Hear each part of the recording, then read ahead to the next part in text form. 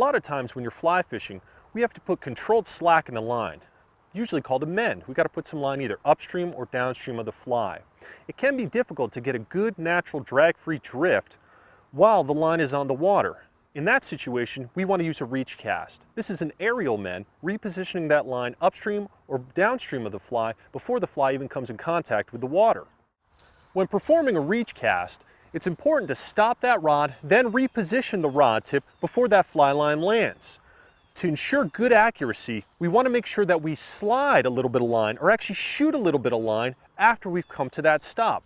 Notice my hands. If I make this reach cast without letting that line slide and reposition, that fly can actually bounce back and I can lose some accuracy. To ensure that good accuracy, I want to let this line slide as I make that reach. That's going to make sure that that fly rolls out on target. That's going to help you catch some more fish. When making this reach cast, we can reach to the right, in this case, or my right. We can also do a reach to the left, making sure that we let that line slide. Make sure you keep that line in good control though. Stop that rod, slide through your hands, then put it back underneath that finger, and now you're ready to catch those fish.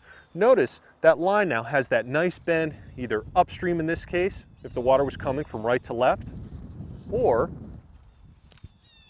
downstream in this case. Practice that reach cast. It's a great one to have in your arsenal, and I guarantee it's going to help you catch more fish.